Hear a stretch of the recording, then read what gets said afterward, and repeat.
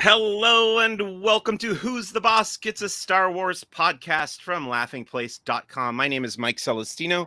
I am your host. I am the lead Southern California reporter and editorial director for Star Wars content at Laughing Place. This is episode number 108 of Who's the Bossk, and we are going to be discussing the finale of Obi-Wan Kenobi on Disney Plus. So if you haven't watched the finale yet, probably go and watch that and then watch the rest of this. If you're watching on YouTube, we are streaming live on the Laughing Place YouTube channel. If you want to participate, comment along, we will be happy to address your comments or questions. Also, don't look at this if you haven't seen the episode yet. But for this discussion, I have invited back on the show my friend and fellow Laughing Place contributor, Alex Reif. Alex, thank you for coming on the show. How are you? What's going on? Yeah, thank you for having me. I'm good. I'm excited to talk more Star Wars. We were together a lot at Star Wars Celebration, and Yes. Now Obi-Wan has brought us back together. That's right. Yeah, you actually appeared briefly on the Star Wars Celebration episode of Who's the Bossk, but I didn't count that as a full appearance. So this is your third overall appearance on the show. What have you been up to lately at Laughing Place? What kind of stuff have you been contributing outside of Celebration and all that? The big thing was I went to cover Annecy in France, the Animation Film Festival. So I got to see footage from the next Walt Disney Animation Studios film. I got to see footage, well, actually the first episode of the Gremlins animated series. Oh, yeah. That's coming to HBO Max. Yeah, so there was quite a few cool things. It was my first time in France, so that was a big deal. And then just the other night, I was at the Walt Disney Family Museum. They have a new Jungle Book exhibit that just opened up just a stone's throw away from the Yoda statue at Lucasfilm headquarters. So if you were a diehard Star Wars fan making a pilgrimage to San Francisco, and you are also a Disney/Jungle Book fan, that's a special exhibit that just opened up, and I think we'll be there for 6 months. So that was fun. Yeah, I love the Walt Disney Family Museum. I've been there probably 4 or 5 times myself and really enjoy that museum. I think it's beautifully set up. Always enjoy spending some time there. Going back to France and that, what was the name of the event? Annecy, and Annecy is the name of a town. It's in the French Alps, which are very close to the Swiss Alps. In fact, I technically was in Switzerland because that's where you fly out of if you're going to Annecy. So, yeah, it was fun. So, what's the next Walt Disney Animation Studios film? Is that Strange World? Yeah, Strange World. And prior to that, they had released a teaser trailer. They had released a teaser poster. But they basically walked us through what felt like the first act of the film. Got to see about 20-ish minutes of it in various stages of final animation. And are you excited for that, having seen what you got to see? Yeah, I'm very excited for it. I've always enjoyed some of the more action-heavy Disney animated projects, which were not successful in their time, but have grown in popularity. Things like Treasure Planet and Atlantis: The Lost Empire, in particular. Yes, Juby is asking, is Strange World different than Strange Magic, which is Lucasfilm? Strange Magic's Lucasfilm. Very different. Not a musical. Not a jukebox musical either. Yeah, it takes place on another planet, and the people, their world is surrounded by these unscalable mountains. Anyone who's ever tried to go beyond has never returned, and so there's like this generational quest to find out what's out there. And in the movie, they get there. It looks really cool. It's really very sci-fi fantasy. Yeah, I thought the trailer has a very Jules Verne's feel. Absolutely. I thought the trailer looked really neat, so I'm looking forward to that as well. And then I got to get your thoughts on the Gremlins cartoon, because I'm a big Gremlins fan, love the 2 movies. What do you think of this upcoming animated series? Yeah, I got to see the first episode. I was much more intrigued by the panel discussion about the series as a whole than I was the initial episode, but it follows, and I think the character's name is Sam, the the shopkeeper who has Gizmo in the beginning of the first Gremlins and sells him to the uncle. It's him as a boy in the 1920s. Story starts in Shanghai, and Okay. it's like you kind of see where Mogwais come from. You see how Gizmo falls into human hands, and then it becomes this kind of adventure to protect Gizmo from people who want to use him for the things they know can be done with Mogwais. And like, you know, they hint that like, oh, something like this has happened in the past. Like maybe there was like a gremlin terror in ancient China that they're trying to prevent from happening again. Joe, what's his name? Joe Dante. Joe Dante, yes. Yeah, Joe Dante was there, and he teased, because he's a creative consultant on the show, so he's worked with them on story. He teased that the series introduces a fourth rule of what not to do with Mogwais.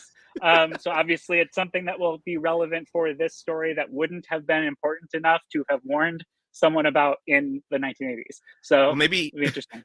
Maybe they'll finally give us the time when you can start feeding gremlins in the morning, because it was always don't feed them after midnight, but then you never knew when was appropriate to start feeding them. Well, and what's funny is, like, you know, those rules, you would think you always need a human to care for them, but they seem to live in their own like Ewok village, from what I could tell. And then like Gizmo, a predatory bird comes down, picks up Gizmo, and that's how he gets like out of this Mogwai village and into human areas of ancient China or 1920s China. Okay. So, well, those are both things that I'm looking forward to watching. So exciting to hear about those. Let's say hi to Rebecca Mosley, who is back again as our guest co-host and tech for this episode. Rebecca, hi, how are you? What have you been up to in the last week? Anything interesting? I'm doing well. As many people who follow Laughing Place know, Doobie, my husband, got bariatric surgery this week. So it's been mostly about focusing on his care, doing really, really well. Better than either one of us anticipated, but that's where most of the focus has been for the Mosley household this past week.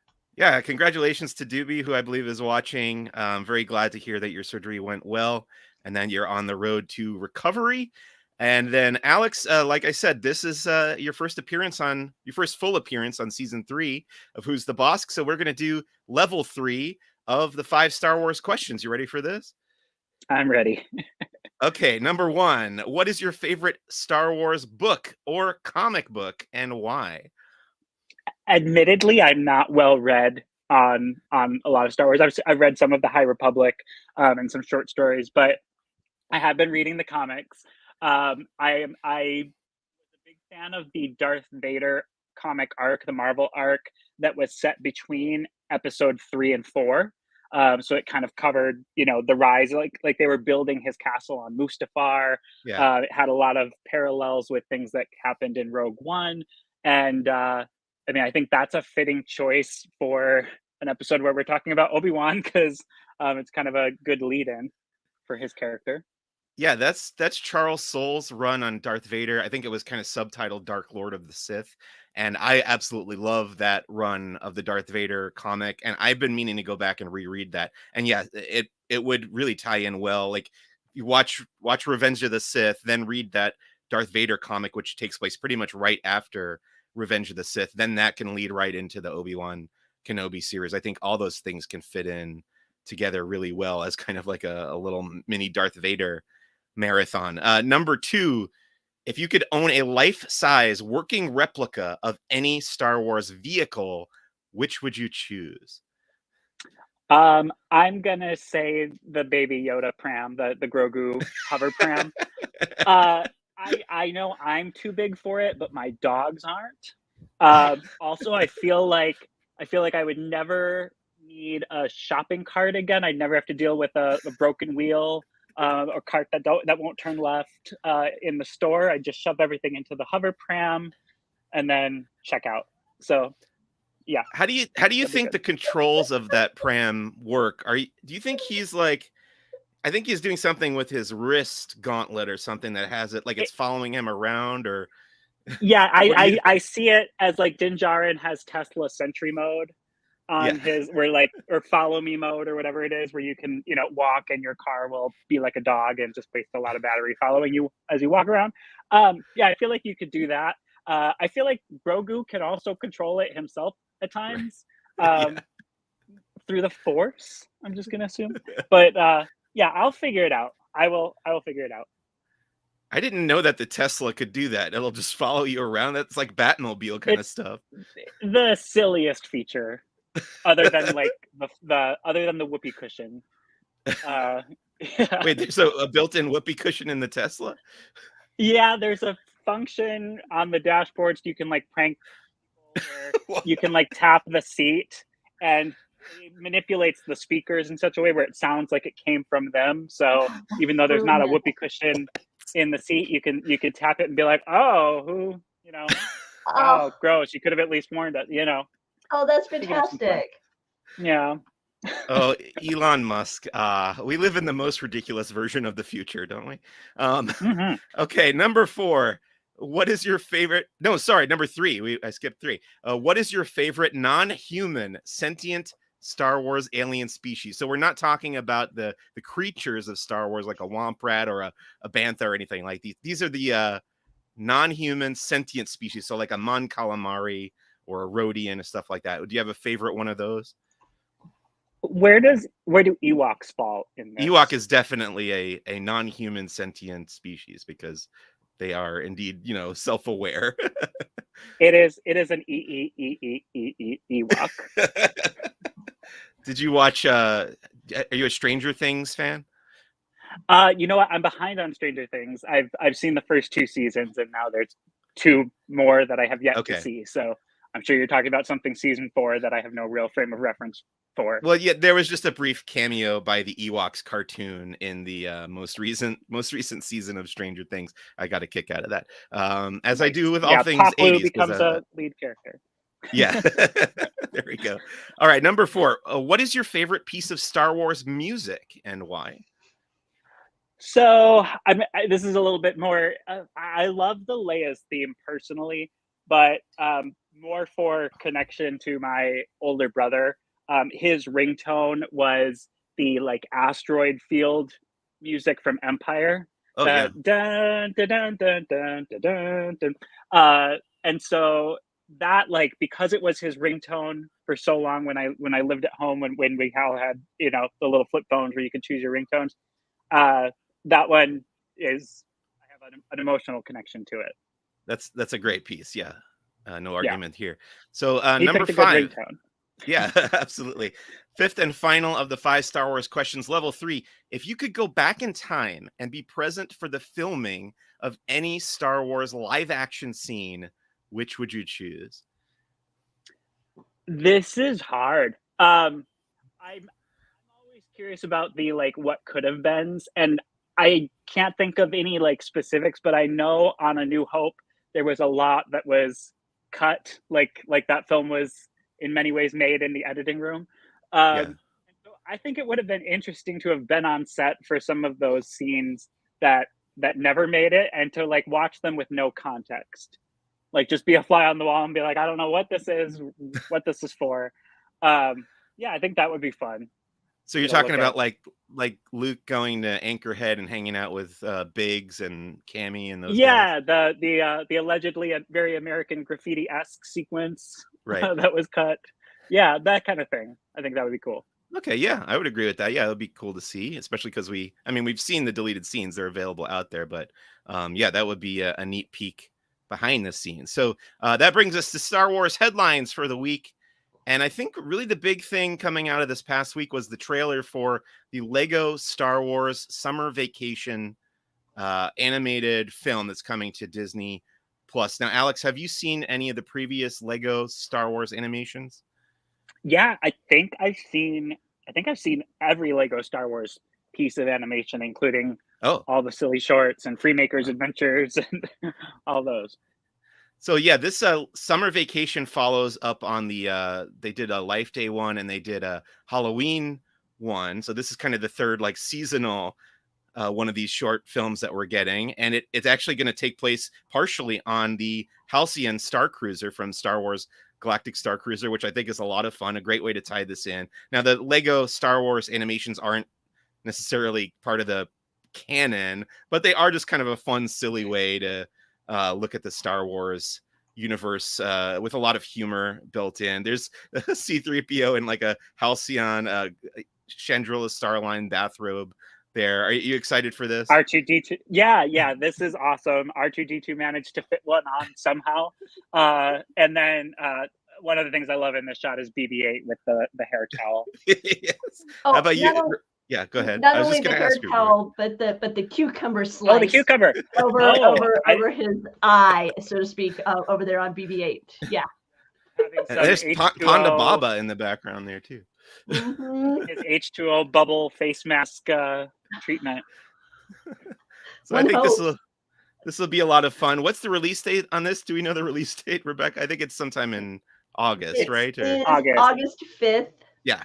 Okay. And the other aspect of this that really kind of caught my eye and attention is that it's going to feature an original song, Scarif Beach Party, by Weird Al, and they even have a Weird Al Lego figure in the trailer with the accordion and everything. So a lot of fun they're having with this particular title. So woohoo! Yeah, as a big Weird Al Yankovic fan, I'm very excited about that. You know, he did a song for the original trilogy, Yoda. He did a song for the prequel trilogy, Saga Begins, and everyone was kind of expecting for him to do a third Star Wars song when the new trilogy came out. So I guess this is probably the closest that we're going to get. It doesn't seem like it's a parody of anything, and it's probably a little bit more of like a lighthearted, fun kind of song that he contributed to this special. But cool to have him. I'm not giving up hope though on a Chewie and the Porgs to the tune of Benny and the Jets. In talking with Gideon, I realized that he doesn't even know American Pie. He only knows Hawkins. So he hasn't watched Black Widow then, I guess. He's not. Nope. He's not an MCU. No, he is not an MCU. Okay. Gideon's more into theme parks and stuff than Marvel, I guess, right? Yep. So unlike a lot of today's American youth, Gideon stands Jurassic apart. Park really has his attention right now. Yeah. So that's cool. All right. Up next in Star Wars headlines, this is kind of interesting. So they sold this original X-Wing model that was built and used by Industrial Light and Magic for the original Star Wars film, A New Hope, Episode 4.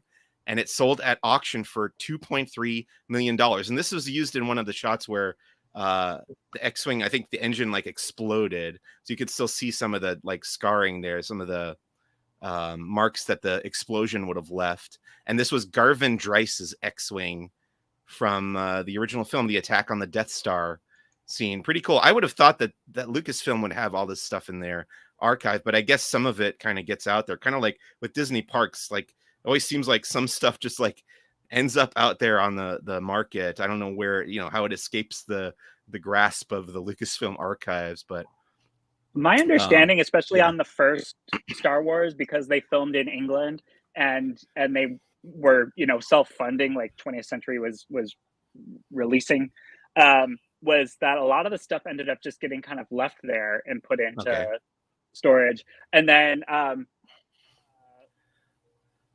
one of the Imagineers at the Star Tours panel at Star Wars Celebration told an interesting story about, Tony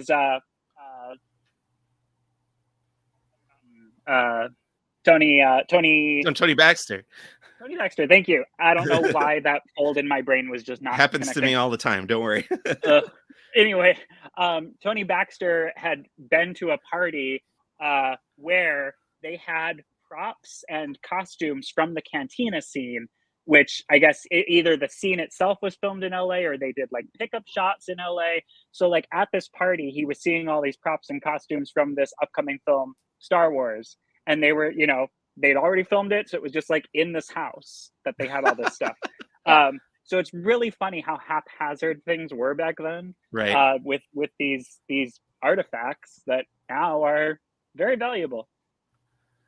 What's also funny to me about that original film is how many things were just borrowed from other stuff, like the Wolfman costume that's since been removed for the special edition, or like the crate dragon skeleton, which was from that, what was that Disney movie that One of our the dinosaurs is Dinosaurs is missing. missing. It's yeah. it's a cast of a brontosaurus or a brachiosaurus from a real museum. And now Disney part of it uses- is in my apartment. Look at that little piece of plaster Yeah. that was put in Tanzania. Yeah. All right. So up Does it next, still have grains of sand or anything on it? it's a very, very tiny little sliver of the skeleton. It came with the certificate of authenticity, so I'm trusting it was really part of it. But that's a gift from my wife.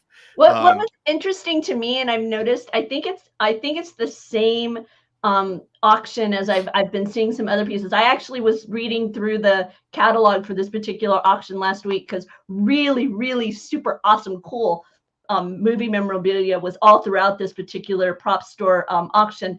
But several of the items seem to be going for far more than the estimates. Like this particular item, they were saying up to $1 million, and it went for 2.3. So really interesting. The other item that I saw that went for far more than anticipated was the Edward Scissorhands. I suspect the recent trial with Johnny Depp and everything may have, kind of increased its value. But that was just something for me as kind of like a movie fan or whatever. It's just interesting to see kind of the increase in auction bidding for these items. Yeah, we used to get those auction guides or whatever for those movie prop auctions, and if I had a lot more disposable income, I'm sure I would own. Speaking of Gremlins, I would have bought. They were used to sell all the old Gremlin puppets from the old movies and stuff. I would have bought all that stuff if I had much more money and space to store that kind of thing. But yeah, very, very cool to own stuff that was used in movies like that, for sure. Let's talk about Star Wars Launch Bay reopening at Walt Disney World. Now, has this already happened, or is this upcoming? July 17th, Mike. July 17th. Okay. Yep. And how this Just has been another closed. day. Right. So Disneyland, on Disneyland's birthday, Launch Disney Bay. Hollywood Studios is going to be reopening the Launch Bay. You're going to be able to find Vader and Chewie and BB-8 once again meeting and greeting, and a nice escape from the Florida heat. And that's been closed since the parks shut down in 2020, right? Yeah, as far as I know. Yeah. Okay, so we're kind of getting a little bit of that back here in Southern California as well, because we got the Darth Vader meet and greet back. It's not quite inside the building at Star Wars Launch Bay, but you can at least go over there and meet Vader again. I'm not sure when if they're going to reopen Launch Bay here or what the plan is. I think everybody's kind of suspecting that we might get some news about Tomorrowland at D23 Expo. Think that's a possibility? We'll see. We'll see. Okay. Hey, Steven, we're excited to chat about Kenobi. Glad you're sticking around. We've got a few more headlines, and then we'll be talking about the finale episode. Yes. Speaking of headlines, I wrote a book review of Stories of Jedi and Sith. This is a middle grade age collection of short stories by 10 different authors, and each story covers or focuses on a different character, a Force user who is either on the good side or the bad side, as the title implied. And I mostly really enjoyed this. I think it was kind of like a breeze to read through. It is targeted at a younger age demographic, like I mentioned. There were a couple that I didn't think worked terribly well for me, or I didn't connect with them personally. But yeah, I would recommend this as a book for younger kids, ages, again, it's targeted at like ages 8 through 12 to start reading about Star Wars, especially if they're into the Jedi and Sith characters. This would be a good book to pick up for that. I also wrote a comic book review. This week we had Star Wars Crimson Reign #5. This is the 5th and final issue in Crimson Reign, which is the current crossover event that's happening in Marvel Star Wars comic books. It focuses on the character of Kira, Han Solo's ex-girlfriend from Solo, a Star Wars story. But this story takes place between The Empire Strikes Back and Return of the Jedi, and Kira has become the leader of Crimson Dawn, the criminal organization that was previously run by Darth Maul. And in this issue, Emperor Palpatine has kind of figured out what Kira's plan is to kind of take down the Sith, and he comes up with a counter strike type plan. So this is kind of about the dueling wits of Emperor Palpatine, Darth Vader, and Kira. And I thought it was really well written by Charles Soule. Again, another of my, one of my favorite writers working in Star Wars today. Have you checked this out at all, Crimson Reign, Alex or Rebecca? Have you read this? I have not. I haven't yet. Sorry. No, go ahead, Alex. I yield the floor. Okay. I have not yet hit the Crimson Reign. I am a Marvel Unlimited subscriber, so I'm still kind of waiting for it to hit my subscription. It takes a little bit after it appears on shelves, but I am looking forward to it because of the chats we've been having, Mike. Yeah, it's good stuff. And this is the second crossover event in a trilogy of Kira stories that Charles Soule is writing. So the first one was War of the Bounty Hunters, and that was kind of where Kira popped back up in the Star Wars canon as a big surprise. I don't think anybody really knew about it beforehand. I sure didn't.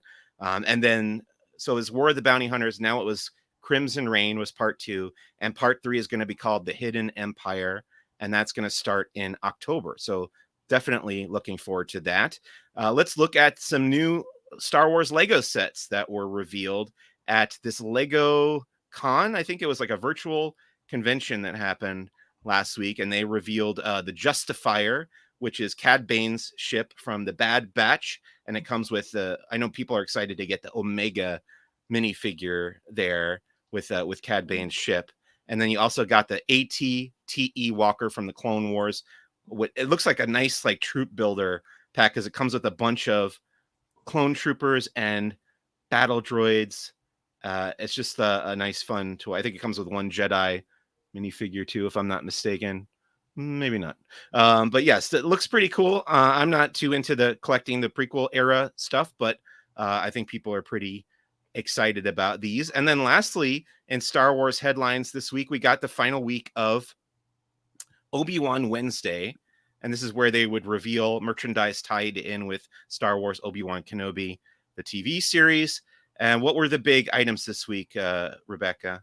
There's a few Black Series figures like Ned B and the Purge Trooper. So these are some items that you're finding. They've also unveiled a lightsaber forge Inquisitor style. So you've got that circular holster and then the double blade coming off of that, along with a couple of t-shirts featuring kind of that face-off of Obi-Wan and Vader. So those are some of the designs that popped up this week with the Obi-Wan Wednesdays. Yeah, that Ned B Black Series figure looks really cool. I haven't decided yet whether I'm going to collect the Obi-Wan Kenobi Black Series stuff, but if I was going to, this would be high on my list of ones that interest me. I just really like the look of that droid, the design. And I like that on screen in the series, Ned B, like you can definitely tell that it's a person in a suit, which it feels very old school Star Wars to me in that way, because C-3PO is always just a guy in a suit, So I like that a lot about Ned B. Okay, that's going to bring us to the end of Star Wars headlines and to our main topic for this week, which is Star Wars Obi-Wan Kenobi Part 6, the finale episode on Disney Plus. And let's ask Alex first. What were your expectations going into this series? And what did you think of the previous 5 episodes, not counting this week's finale? They really did a bait and switch with what they kind of advertised the series to be. So, I knew Obi-Wan was on Tatooine. I knew Luke was on Tatooine. I knew, Ben and Beru were in the series, or not Ben. What's his name? Aunt Beru and Uncle Owen. Yeah. I need the uncle in there, or I can't remember his name. But I knew they were in the series reprising their roles from Revenge of the Sith. And so I was expecting it to be a very Tatooine-centric story in which Obi-Wan has to protect Luke, but without Luke knowing, was kind of what I had thought we were going to get. Yeah. Like something where Luke had no clue. Luke wouldn't have necessarily met Obi-Wan. Right. those kinds of things. That being said, I was delightfully surprised in the first episode that it switched to a Leia story, because personally, I mean, Luke gets the through line of the original trilogy, but Leia is one of the characters that I always find more fascinating, especially I think it's just interesting, like all the energy was put into Luke and training Luke, but Leia's his twin and she's also force sensitive, and so Yeah. it was neat to see more of Alderaan. It was neat to see Leia kind of becoming, like, stepping into the woman that she becomes, the leader, and showing exceptional bravery as a child. And all of these series always introduce a character or a thing that becomes very endearing to me, and I need a Lola. Like, I need a batteries not included Star Wars edition floating around my house. So I think Rebecca has said similar remarks, that she wants a Lola. Yep, Lola's on my list. I don't think they've started shipping yet, but you can probably pre-order it from you can Hasbro. you can pre-order. And what's funny is the animatronic one that's coming. It's like double the size of Lola in the series, because they talked about this at Star Wars Celebration at the Hasbro panel. They could not fit like all of the mechanisms in there to get it to like rise up, to lift all of its wings and everything. And plus the toy has like 2 or 3 different modes of interactivity. So yeah, it's gonna be big, but I'm gonna get it. I'm looking forward to your unboxing and review of that for sure. Okay, so we did get part 6 of Obi-Wan Kenobi this week. It was directed by Deborah Chow, as all of them have been, written by Joby Harold and Andrew Stanton from Pixar, and story credit also went to Hossein Amini, who was, I think, one of the previous writers aboard this show. Let's see. Stephen Jules Rubin said, "Good point, though we've seen lots of other places we hadn't seen much Alderaan, which was cool. And yes, I love little Leia Lola." I guess he means Leia and Lola. Leia and Lola. Yeah. I got it. And story by Stuart Beattie as well. Okay. So what did you think of the finale? Let's start with Alex. I enjoyed it. I will say, of the 6 parts, the finale is probably the part where I had the most number of times where I was like, oh, I don't know that I would have gone there. Or I don't know, I expected things to go, Riva's arc is really interesting. I really enjoyed it. And you had actually, I think, figured this out quite early, Mike, because when the first 2 episodes dropped and there was, just after another school shooting, and a lot of people were very sensitive to the fact that the series kind of opened with Anakin, going into the Padawan sector on Coruscant and doing horrible, horrible things. But, having Riva be a survivor of that and, seeking vengeance, I loved that arc. Then turn around and be like, I'm going to kill your son that you don't either know about or don't seem to care about. That got weird for me. And then it kind of ended up becoming nothing anyway, because in the end, she was just like, I can't bring myself to actually be this bad. Nice to have a redeeming quality in there, but I didn't love the way it was done. Like that took me out of it. And I was like, I don't know that this feels like the right call necessarily. And then I guess you want to wrap up this series in a bow. You have to return Obi-Wan to Tatooine if this is the end of his story, that we're going to see between this and A New Hope, which who's to say they won't do another story between that. But, you kind of got to get the pawns in the right position for the next game. And I don't know, it was a little weird. I mean, obviously as a kid, remember every person I ever met or every person who gave me a toy, but Luke seems like on Tatooine, it seems like there's not a lot of toys. So you would maybe remember oh, this monk man stopped by and gave me this ship that I played with as a kid, this mystery man. And, you'd think at some point he'd be like, Uncle Ben, I wonder if he means old Ben, and be like, old Ben, isn't that the man who gave me that toy?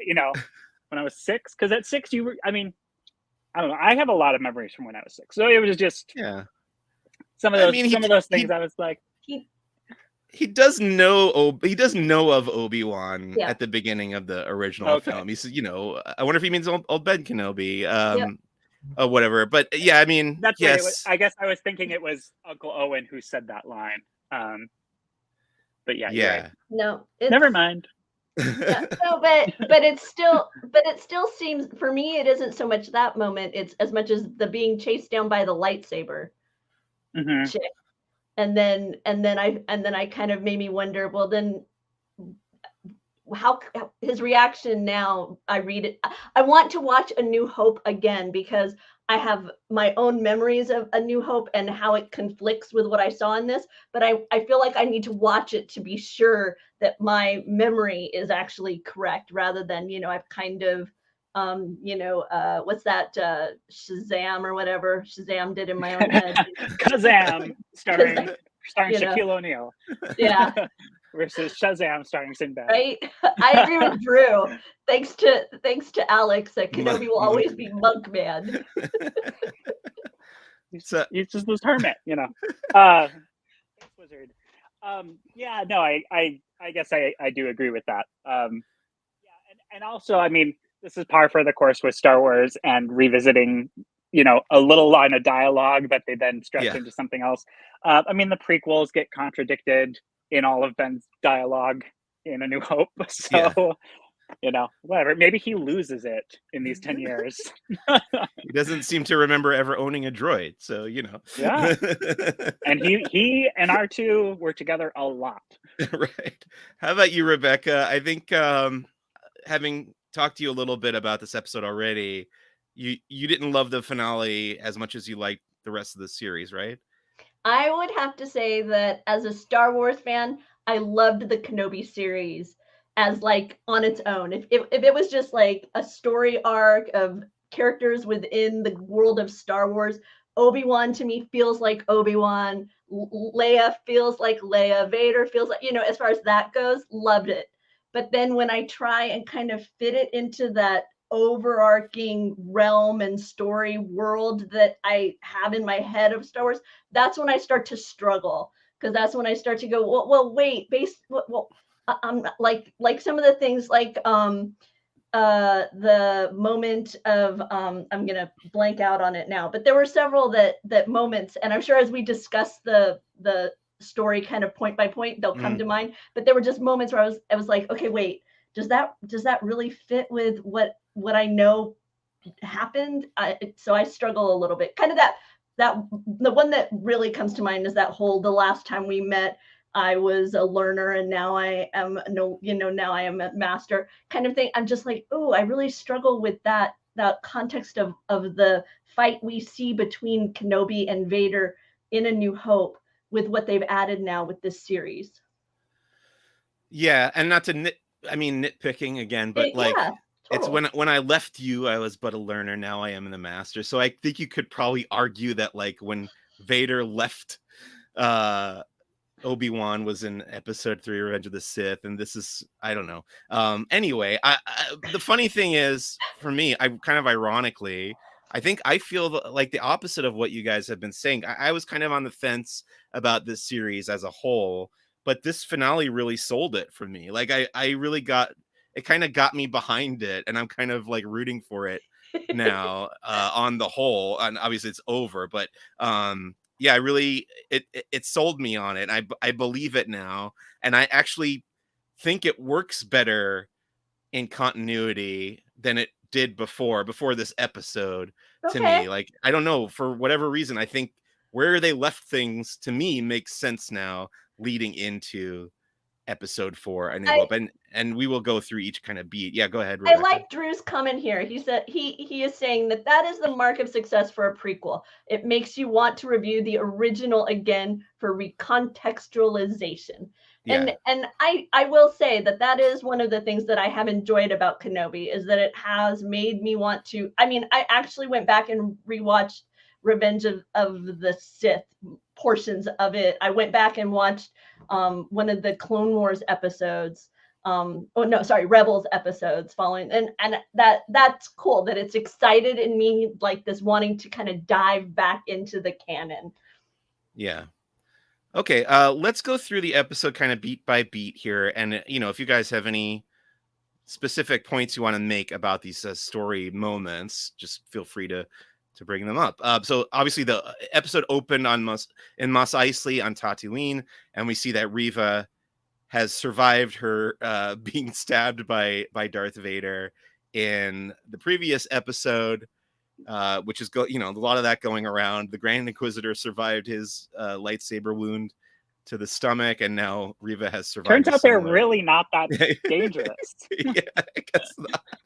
That was the other joke that I kind of made when this episode was released, was that they burned Qui-Gon's body too quickly in the Phantom Menace, because he probably could have survived. If Darth Maul, if you can be completely severed from your bottom half and come back as a spider person, right? Qui-Gon didn't necessarily need to be a ghost for the rest of the saga. What caught my eye in this opening sequence was that the foreman of the meat packing facility has a lot of power in this city. He just walks up and he's first in line. I was like, wow, okay, there you go. When that happened, I immediately thought of this incident that happened with Tori and I. My wife and I were waiting in line to park at Knott's Berry Farm, and this very fancy car, 3 cars behind us, just decided to pull up and go around the entire line and cut into the line right at the parking attendant booth, and they just got away with it. They just went in and they paid for parking and went in. And it's just very sorry to you and the other cars. Yeah, it's just just kidding. Yeah, Alex owns up. It was me. I don't do lines. My husband, ever the one to find the good side of humanity, says, maybe it was a bathroom emergency. You gotta go. Riva just kind of pushes that guy aside. I think he must just accept it because she's kind of scary looking. So he doesn't bother fighting her or anything. And she demands to know where Owen lives. Then we just cut to Darth Vader in a Star Destroyer, and they're pursuing the transport that's carrying all the path escapees, the force sensitive people who have escaped from the previous episode. And then Obi-Wan basically comes up with this plan, since the hyperdrive motivator has been damaged, they can't really jump away. He's gonna take a little shuttle and lure Vader in a different direction. What do you guys think of this plan? Does this make sense to you? It seemed like it really hinged on the assumption that yes, Vader would be so consumed with his quest to take down Obi-Wan, and that he would be able to sense that. I mean, obviously, he's very force sensitive, but I kind of how far does the force work? I'm in a ship so far away. I can using the force know who's on that one. Right. Brings up some questions about the force. Anyway, yeah, no, it was interesting. But one of the things that takes me out, having done the Star Cruiser, is when they're on that transport, all I can think of is rocking around in a U-Haul. So anytime it got jostled, I was like, they went over a speed bump. Yes, exactly. What caught my eye in that sequence was Leia's taking care of others. Yeah. And that to me was very kind of laying the groundwork for how she was going to step into her role. She was going to be more protective of her people and putting herself out to ensure her own people's security and safety and well-being. And that moment kind of grabbed me in laying that foundation. And to kind of answer your question of how far the force works, Alex, I think it works as far as the plot needs it to, because we've seen even in this episode, Obi-Wan has that little flash of Luke's in trouble all the way over on Tatooine, and he has to go through hyperspace to get there, which I thought it was funny that the hyperspace is working on his little shuttle, but not in the bigger one. Could they take the motivator? I don't know. There's a lot of little stuff again that bugged me here and there, but on the broad strokes, I did really enjoy it. Back on Tatooine, Uncle Owen gets warned that Riva is looking for him, and he goes back to the Lara's homestead. And I thought this was a great. So I was really excited to see more of Owen, because I think Joel Edgerton is fantastic in the role. But we also got to see Aunt Beru in action, which is fantastic. And Bonnie P.S., the actress playing her, is really good as well. And I felt especially vindicated for her because of this documentary series called The Vow. I don't know if you guys have seen this, but it was about that actress, Bonnie P.S., and a cult that she got kind of like drawn into and then escaped. So it does feel like, she finally gets to get her revenge a little bit. But yeah, I like their like whole like Home Alone style preparing for the arrival of Riva at the Lars homestead. What did you guys enjoy that scene as well? Yeah, I love when they're setting the paint cans up against the outdoor stairwell. Yeah. Yeah, no. I mean, that was a neat scene, and just seeing them like having a secret stash of weapons, like knowing that this was a possibility when they took in Luke. And they always got to blame it on the Tusken Raiders, Owen's like, oh, the Tuskens again, they just get the blame for everything. But back on the shuttle or the transport, Haja, the Kumail Nanjiani character, vows to take Leia back to Alderaan and stuff, which I thought was good of him. We've really seen that character come a long way from where he was originally introduced. And then Obi-Wan gives Leia the holster that was owned by Tala, the character who died in the previous episode. What did you guys think of that moment? I thought it was really sweet. I thought it was really cute. It was like, it's empty. There should be a blaster in here. Right. I thought that was supposed to. I did want to say one thing though, that scene you were just talking about. If anyone watches Pen 15 or has watched Pen 15 since it ended its run on Hulu, there's Maya Erskine, who's Maya in Pen 15. She's in this scene, and she's been in the series as well. But it's like one little line. It's kind of like a frenzied moment, and it's one of those things because I'm such a fan of Pen 15, and I know her so well as kind of a doofy 13-year-old version of herself.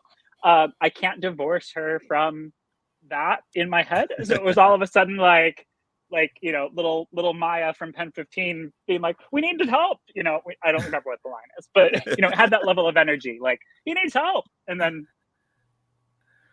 when I saw that she was on the show a few episodes ago, I knew that you would be happy about that, Alex, because I know that you're a fan of Pen 15. Oh, our friend Nick Tierce is in the comments here saying, based on Queen's Hope, which is a novel by E.K. Johnston that came out recently, he said that those are Beru's blasters from her slave freeing days. Yeah, there's this whole like running subplot about Aunt Beru being much more of an active character, which is great in the current novels and stuff. So I know I saw Nick saying on Twitter that he'd like to see a spin-off or a continuation of Obi-Wan Kenobi where we get to see more of Beru in action. I would be all in favor of that because I'm a fan of both the character now and the actress playing her.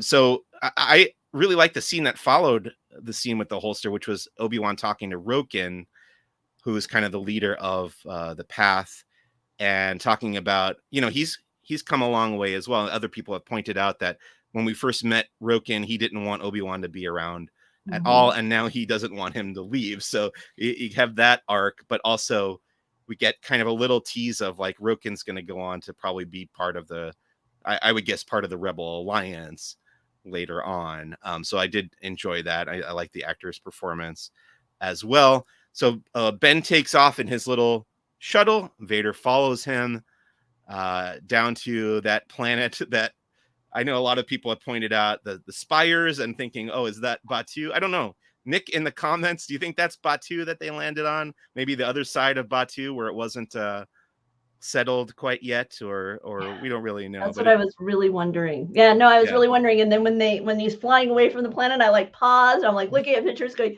could it be? Maybe. I don't know. Yeah. We haven't seen a lot of planets with like petrified tree spires like that. So it did make me think it could possibly be Batuu, but they didn't name that planet. So we don't know quite yet.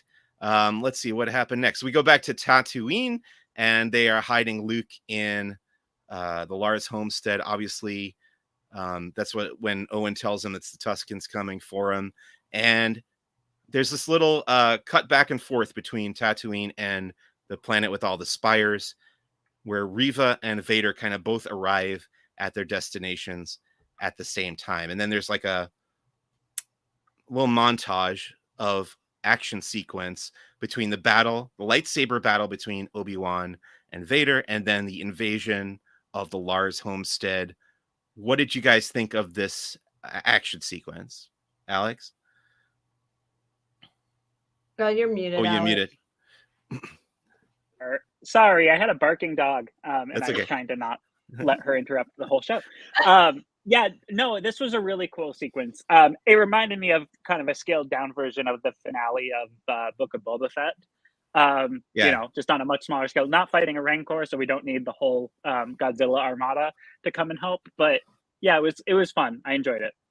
And that's what I wanted, though. I was really hoping that we'd get to see some large critters come into play with this, you know, because in the prequels, Obi-Wan had that magnificent critter he was riding on, and I was kind of hoping we were going to get a little bit more of that with the finale.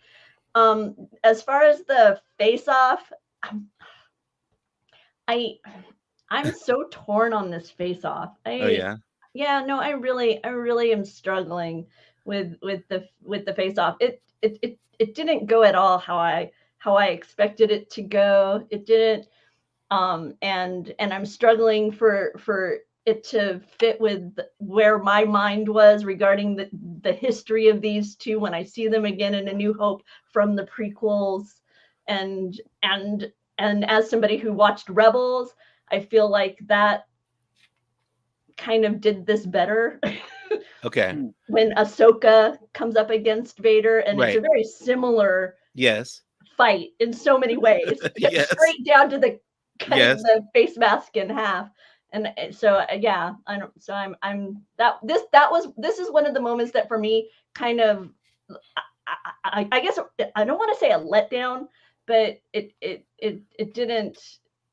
Yeah, it left me kind of. I was like, okay, it's like I could fast forward. It's like, okay, you're fighting, fight, fast forward. I don't know. No, I get what you're saying, and I was surprised that they lifted so much from that Rebels episode as well, especially the helmet thing. Yeah, like you said, that was right out of when Ahsoka fought Vader. Yeah, just the other side of his face. Okay, but now they've given you a reason why Anakin has this scar up here when we see him without the helmet later. Yep. On, which is cool. But I do like that. Yeah, the visual of Anakin in the Vader helmet and you can see his face underneath is just so cool that I am totally forgiving of it being similar to the Rebels episode, because just seeing it in live action is just so neat looking. Let's skip ahead here, and I want to ask you, so we got a line in here where Obi-Wan is trying to talk to Qui-Gon again in the shuttle, in the transport. And he says, oh, one of us is going to die today, basically, whether it's me or him. This ends today. And then at the end of the fight, just skipping ahead, like I said, Obi-Wan lets Vader live. Even after he kind of realizes, oh, my friend Anakin Skywalker is gone, or he believes Anakin is gone permanently. Vader is all that remains. Why do you I know Doobie has said he had a big problem with Obi-Wan letting Vader live, even though we know obviously Vader is in the original trilogy, but does it make sense for Obi-Wan to not kill Vader in this scenario, especially after that line, which I thought was strange? Yeah, go ahead, Alex. To me, like this moment, like having this guy pop in for those listening, having Qui-Gon come in at the end seemed a little unnecessary unless Obi-Wan has something he needs to learn. And here he is kind of repeating an Anakin mistake of letting love for an individual kind of overpower what's right for the world. They're supposed to be these neutral force wielders who kind of shift things in the way that benefits the good of all man, or all of space kind, or whatever they call it.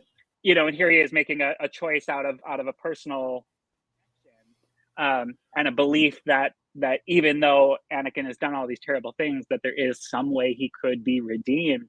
To me, that's the reason why Qui-Gon coming in at the end doesn't just feel like, hey, we wanted to call back to this character and have a Force ghost in here somewhere. Yeah. You know, to me, it gave Qui-Gon a reason to actually be there in the end. Okay. And for me, I was surprised the sequence didn't end with Obi-Wan buried in the desert and Vader just believing that he had finished his master in the desert underneath all that rubble, and then he takes off, and now he has no reason to continue to hunt down Obi-Wan. Kenobi is done. He is finished with Kenobi, and Kenobi has not had to actually deal with that ultimate face-to-face moment. He still has that ahead of him, and so therefore he still needs this training under Qui-Gon for the moment when he is going to be confronted with that decision. And so for me, that's where, when he was in that tomb in the desert, I thought that was where they were going to leave us as far as the Vader Kenobi head to head. And so I was very surprised when he fights his way out of that, and now they're head to head again. For all the reasons that, you know, I'm saying, because I was expecting, because you have put in my head that Qui-Gon was definitely going to happen. You know, that's kind of where I had kind of written the story, you know, and so was that he needed still that training for the preparation of that head-to-head that was inevitable between him, and because it's so much harder to forgive him now, right?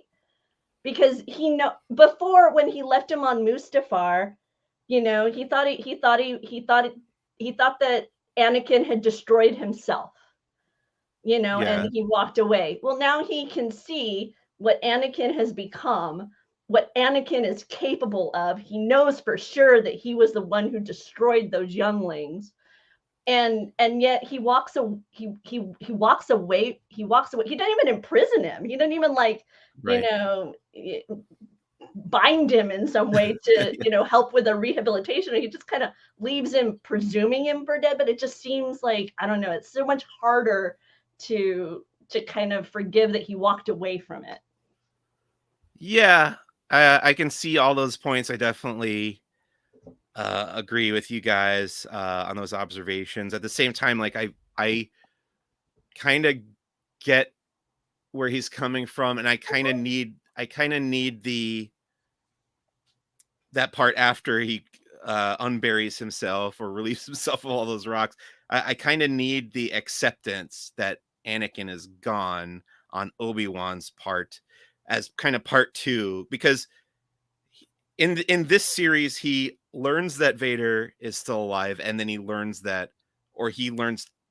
himself, he believes himself that Anakin is gone, so it's just Vader remaining. And I think one without the other doesn't quite work for me. I think if you had neither of those, it would be fine, but if you have both, I think it makes more sense, if that makes sense to you.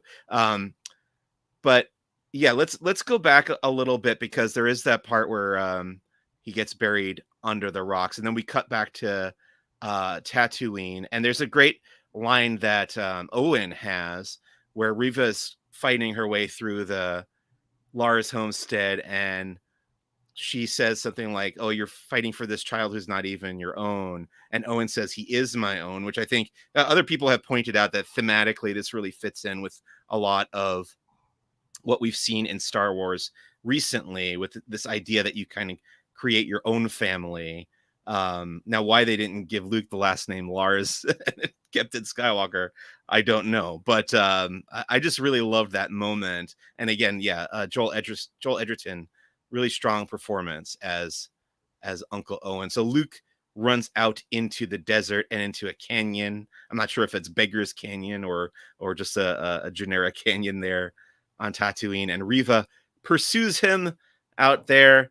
And then we cut back to this Spire planet where the duel continues. We get that moment where the helmet breaks, And another great line that I thought Anakin had, "I am not your failure, Obi-Wan," which kind of what you were saying, Rebecca, kind of recontextualizes this relationship between Obi-Wan and Darth Vader. So outside of the larger implications or continuity aspects of this, what did you guys think of this final confrontation, this final conversation, I would say, between Ben and Darth Vader?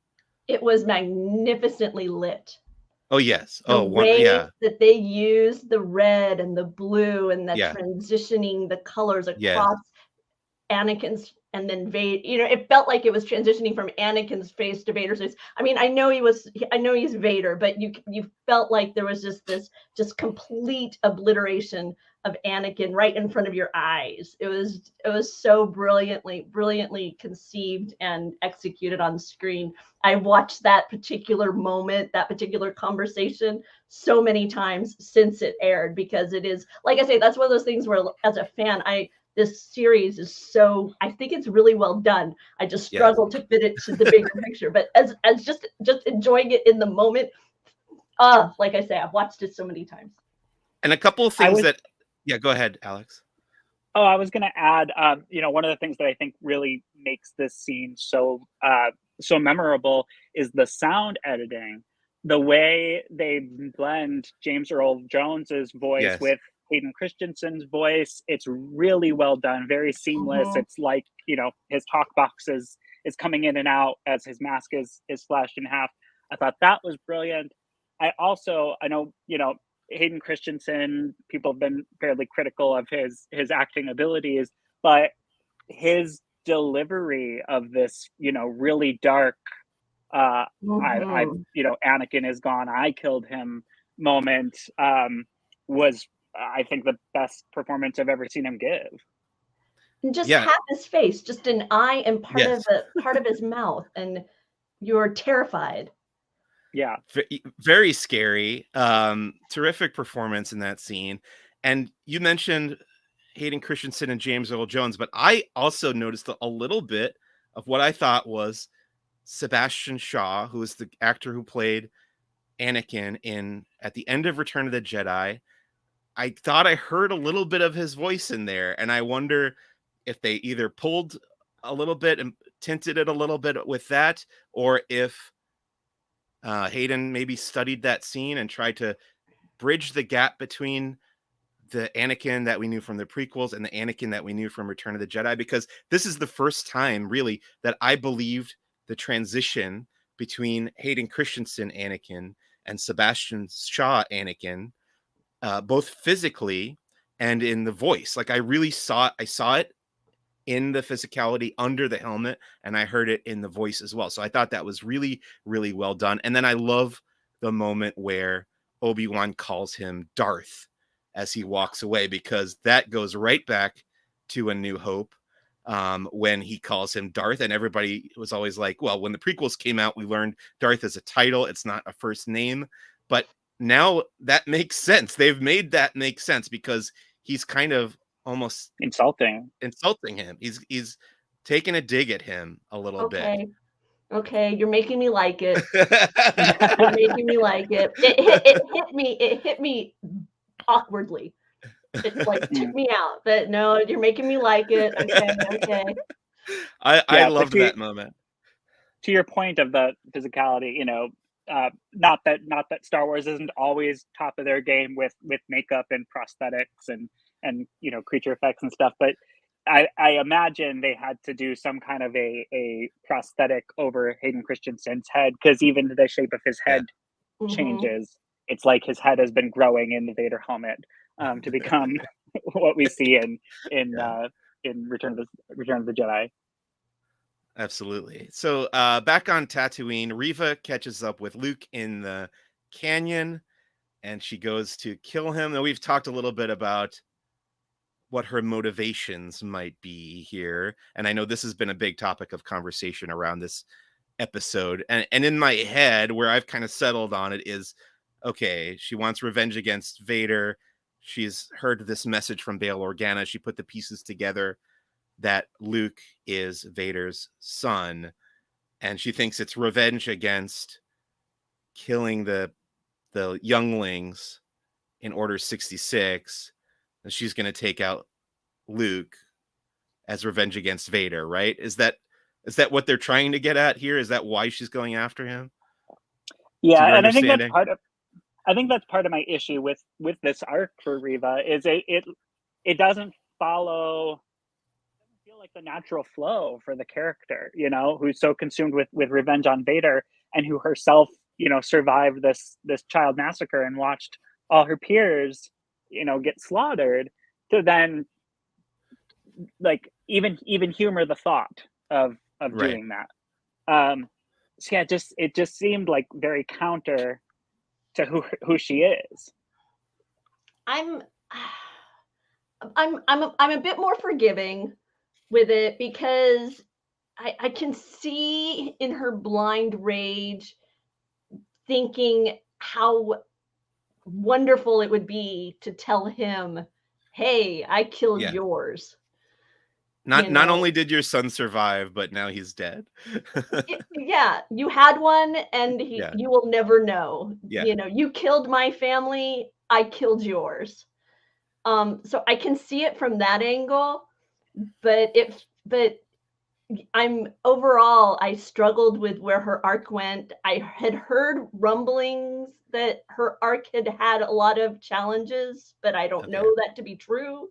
But this made me go, maybe they weren't quite sure what to do with her. And I really thought she was going to die much more. I thought she was going to die a martyr. I really thought that's what they were setting us up for, that she was going to somehow give her life to save the youngling, to save the young ones, to save Leia, to save Luke somehow. It was where I kind of envisioned her arc going, but they have saved her, and she will be in the next. And part of me wonders if they wanted to save her, and so it caused her story to change. But I don't know. I'm just I'm just reaching because it doesn't. I'm with Alex. Okay.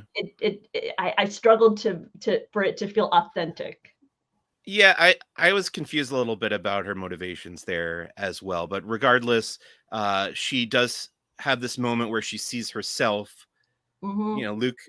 Luke is laying there, he's fallen from one of the rocks and he's hit his head, and she sees herself instead of him there, bringing back that moment from The Empire Strikes Back where Luke sees his own face in Vader's helmet. Mm-hmm. I believe that's what they're going for there. And she hesitates and she can't bring herself to kill Luke. Instead, she carries him back to the Lara's homestead. She kind of breaks down. There is that moment where she puts him on the ground. She puts Luke back down on the ground, and he's not moving. And Owen and Beru and Obi-Wan are all kind of like, is he dead? And yes, as viewers, we know he's not dead at that point, but the characters are not sure yet. So it's a weighted moment for them.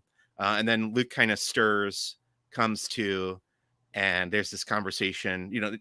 Owen and Beru take Luke back to the homestead, and Owen talks with Riva about her future. So, Rebecca, you said that we're likely going to see her again. That's the impression I have Yeah. now.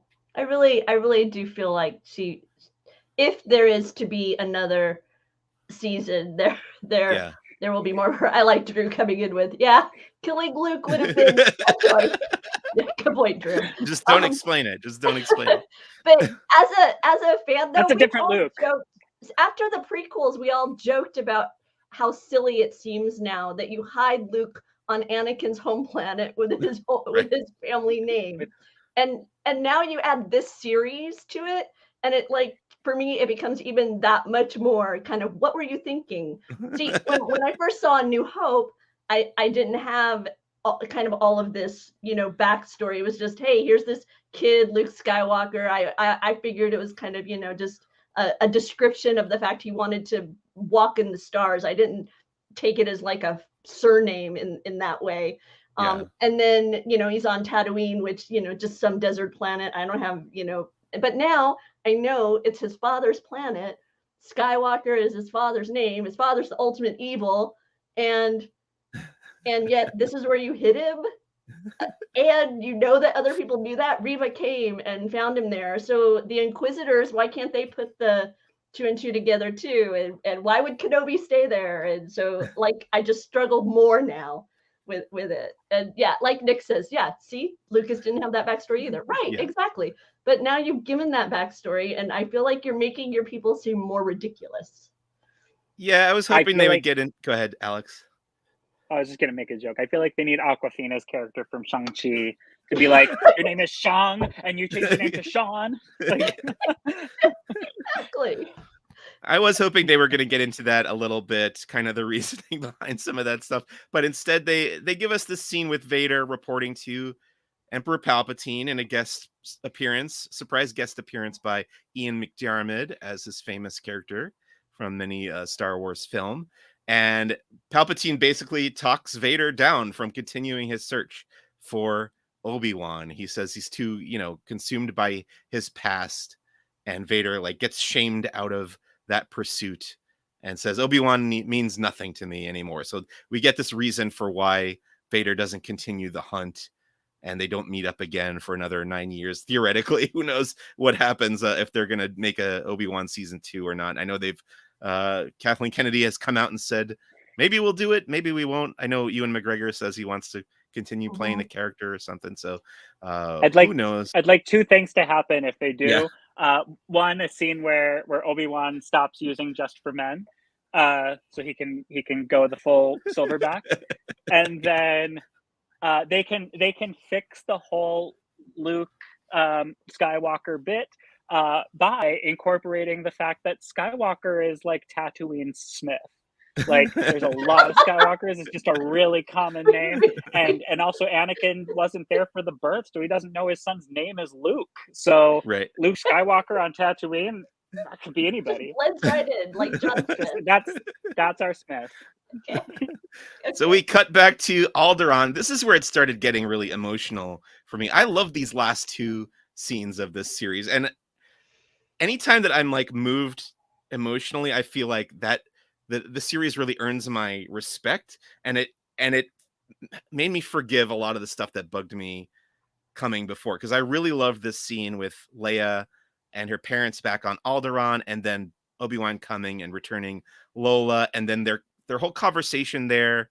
I really bought it. I really liked the whole thing about, come find me if you ever need help again. And it's such like dumb. It's pretty dumb, but I bought it. I don't know. What did you guys think of this scene?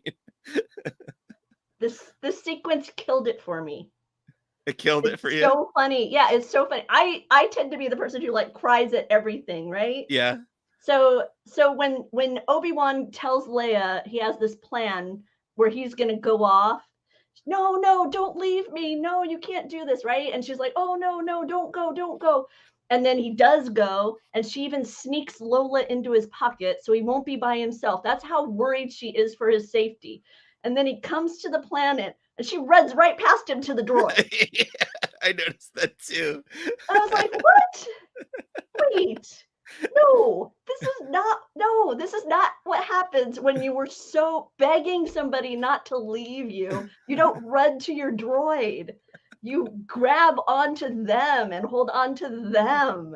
And it's just like, So it just took me, like I say, whatever emotion I would have had, I was just like, nope, I'm out. It did feel like on that point. Yeah. I was just gonna say, it juxtaposes in. I think it was the second episode when Lola gets taken from her, and you see how much she depends on this droid, and then we see her character grow so much. So you're right, that could have been a strong moment where she's like, I've overcome that. I don't need that. But yes, that is true. Hey, if I hadn't seen my mom in a week and she and my Furby came back, I can't say which one I would have been more thrilled to see. Yeah. I think Evil Queen in the chat points out that's a kid for you, and yeah. perhaps I am being too whatever with it, but yeah. I think Evil Queen is right there. Did feel like a very kid moment, but I also did feel like there was something missing or cut out there, where it felt like she should have reacted to Obi-Wan first, like, Obi-Wan or Ben, I'm so excited to see you, and then notices Lola. Yeah, and Yeah. then Lola comes like crawling out of his pocket. Oh, Lola. Right. Anyway, I just really, I mean, I never loved the prequels. I don't love those characters that much, but I did really like Obi-Wan's whole chat with Leia about her parents. I just thought that was so touching. Why are you covering your face? Because it drove me crazy. I am like, there is no way on earth that this woman is not going to have then totally found out exactly who her parents were by the time she was 16. Right. I mean, come on. Yeah. If you give her that little She's nugget, the leader of the Rebel Alliance. all she has to do is look up Kenobi's history at all, and she would totally check out who everybody is in her family. And I don't have that inclination in A New Hope that she knows her lineage is Anakin and Padme.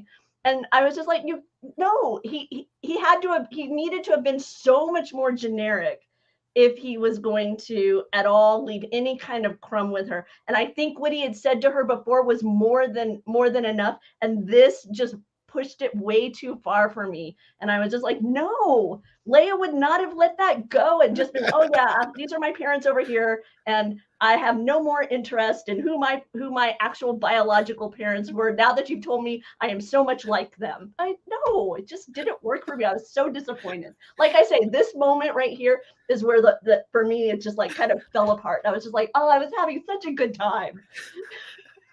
I think the difference between me and you, Rebecca, is that I have accepted the mess that is the Star Wars continuity and chronology. I haven't had any trouble. I had to fight all the time, all through the prequels. I had to fight with all the fanboys I was at the movies with who were telling me I was out of my mind because I was having a good time.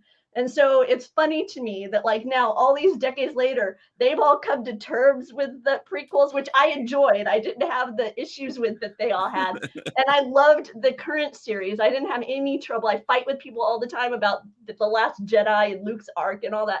And now this moment in time, the Kenobi series isn't hitting me right. And all of a sudden, I'm the oddball out. I'm having to defend that it isn't ringing true to me. It's really funny.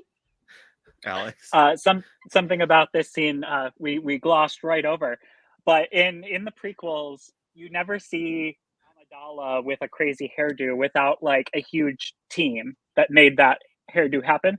And it seems like Leia is picking out her clothes and like she's like touching her intricately done hair, and it seems like it's implied that she did that.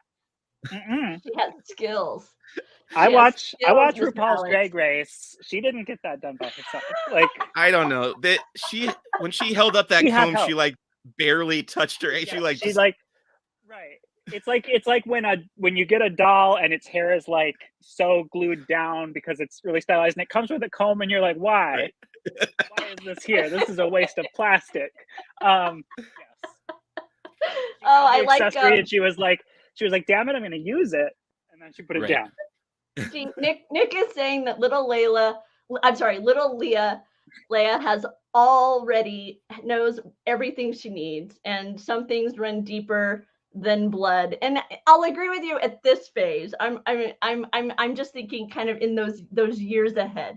But you know, hey, it could fill in all the ways. Maybe she does go find out. That's why when Luke says what he says to her in Return of the Jedi, she's like, yeah, I know we're twins. I know who our parents are. I just haven't bothered to tell you because I didn't want to burden you with it. Because I can handle it and you can't. Maybe that all is happening and we just don't know it, perhaps. But I'm just saying, when that moment happened, I'm like, really? No, she's not. That's not the. She's gonna pursue. You left that little thread hanging. I can't imagine she's just gonna be okay with it. But you know, hey, she could be. I'm not saying I'm doctrine. I'm just saying that, you know, it made the moment harder for me to buy into. That's all. It worked fine for me. Speaking of emotion, though, we go back to Tatooine. Obi-Wan packs up his cave, which for the first time really looked like a set. When there's that like long shot, like pulling back as Obi-Wan's like leaving his cave, and it just looked like on the sound stage or on the volume or wherever they shot that. So that I started on the seeing the seams. blockchain. Yeah, on the blockchain. I started seeing the seams a little bit there, but it's okay because we got to the Lars homestead. He goes back up to Owen, and Owen says, "I thought you were going to keep your distance." And Obi-Wan's like, "Yeah, I kind of decided that you guys are all the protection that Luke needs," which I thought was very nice. And in the moment, I really liked that line. But then I just rewatched the episode today, and I thought, well, they didn't. I mean, they put up a good fight against Reva, but they didn't really succeed in protecting them. If Reva had decided to kill Luke, they didn't succeed in their defense of Luke there. But he clearly sees no threat ahead, right? He doesn't think there's a threat anymore. Threat has been extinguished. Yeah. Anakin's never going to go back to Tatooine to look for him. Anyway, the moment that really got to me was when Owen asks Obi-Wan if he wants to meet Luke. Yeah. And we finally got the hello there. That really got me. Like, I was like, okay, they saved it for this wonderful little moment. And I got choked up there. He gave him the skyhopper. I don't know. Did you guys have an emotional reaction to that? My reaction was how nice of them to give the fans what they want. How about you, Alex? It was total fan service. I just wonder in the writer's room, if they ever pitched like at the end of that scene where he's like, "Goodbye there." Goodbye there as he leaves. Would have been cute. Anyway, I found myself tearing up. Justin on Facebook, I did see this meme. I don't know if you've seen it, but there's a meme going around of the two bodies in A New Hope. And the joke is that it's the storm. Those are actually the stormtroopers, and that Owen and Beru have put up a fight, and then they use the context of the A team. So if you have a problem, if no one else can help, and if you can find them, maybe you can hire the Beru crew. Yeah, I've seen that. I think it's very clever and fun. I've seen that going around. I think shared that today with our CEO. So yeah, that's a very funny and fun idea, but I don't think they would get away with it. It's a level of retcon that's a bridge too far because it's go ahead. Perfect Lego Star Wars fodder, though. yeah, the Beru crew for sure. But Uncle Owen and Aunt Beru's death is the thing that makes Luke leave Alderaan, leave Tatooine and go to Alderaan with Obi-Wan in the first movie. So it would be tough to change that part of the canon. I think you're taking out a foundational building block of what Star Wars is. Doobie likes that Rebecca knows the A-Team intro. So Obi-Wan gets back on his Eopie and rides off into the desert. And yes, we get the very brief appearance by Liam Neeson as Qui-Gon Jinn, and he says, "What took you so long? I've been here the whole time, and you just weren't ready." Which I think that satisfyingly follows through on Obi-Wan's arc in this series, which is kind of like reconnecting with the Force and learning how to. Another line that I kind of skipped over when he's back talking to Owen is that he's kind of accepted that the future will decide what Luke's fate is, and then he doesn't really have to be, he kind of lets go of this obsession to have to watch him through the macro binoculars, and now he's going to go move up. I don't really understand why he's staying on Tatooine. He's going to become a hermit and live in the Jundland Wastes or wherever he's going, but it's nice there. The blue milk's fresh. What about the Qui-Gon stuff? Any thoughts on that, Alex? I mean, like I said before, I mean, it felt right. You guys brought up great points. I guess I don't know the prequel trilogy as detailed as I do the original trilogy, so I'd kind of forgotten that Yoda had set up that Obi-Wan was going to go learn from Qui-Gon's Force Ghost, and it was a continuation of that. But and I think it's neat that Liam Neeson did it for no billing. He's not listed in the credits. It's an uncredited role. Not every actor is willing to do that. So, what about you, Rebecca? I do like it, but I'll ask a question, Mike. If this is a lead-in to a second season, Would you want Vader and Obi-Wan to meet up again? What would you want the Adventures of Kenobi season 2 to be? I was very, very hesitant about the idea of Obi-Wan and Vader meeting up in this series. But the fact that they managed to pull it off to the point where I was able to accept it is a feat unto itself. I would say it would be best to leave it at that. I'm fine with the idea of another season of Obi-Wan Kenobi, but I don't think Vader should be in it. Where would you take him? What would you want that journey to look like? I think people have pointed out, there's this novel called Kenobi by John Jackson Miller that's, I think, based mostly on Tatooine. It would be something like that with a little bit more of a smaller scale. I know people are sick of Tatooine and everything. But yeah, maybe less planet hopping this time. I don't know. More of a local problem that he deals with. Not so much Skywalker related, or he could leave the planet now that he's kind of freed himself. He does have that line here where he says he's free, so he can leave the planet and go take care of some other problem. Maybe he'll hang out with Spirit Yoda on Dagobah. Yeah. Now Bail Organa just calls him whenever he has an issue, and he has to go and take care of it. It's like the Equalizer. Yeah. Alex? At first, I was thinking season 2 could be like an odd couple of Obi-Wan and Qui-Gon Force Ghost, co-inhabiting his little dwelling. But now, that they can leave, they could make this like a gender bent Golden Girls on Dagobah, where they're like Yoda's the Sophia, like always coming in with his little rucksack and throw in Mace Windu. And I've got, it could be Mace, sure, but I was thinking Yaddle. Okay. Yeah. We don't get enough Yaddle. No. Yaddle's going to be in that Tales of the Jedi animated series, so yep. All the Yaddle fans rejoice. Real quick, I want to go through the cast one last time. Returning from previous episodes, we had Ewan McGregor as Obi-Wan, Moses Ingram as Reva, Vivian Lyra Blair as Leia, Kumail Nanjiani as Haja Estri, Maurice Alvarez as Naichi. I'm still not sure which character that is after she's been in like 4 episodes. I'm not sure who that was. But O'Shea Jackson Jr. was Roken. Maya Erskine, who you mentioned from Pen 15, was Sully. Joel Edgerton, my favorite part of this episode was Owen. Bonnie Piesse as Aunt Beru. Rupert Friend was back as the Grand Inquisitor. A couple great moments I thought he had in this episode. I like when Vader decides to pursue Obi-Wan and the Grand Inquisitor just kind of has this little grimace on his face like, oh God, this guy is just leading us in the wrong direction. So I like that little bit of friction between the Grand Inquisitor and Vader. Simone Kessel was back as Brea Organa. James Earl Jones credited as Darth Vader's voice. We still don't know the details behind that.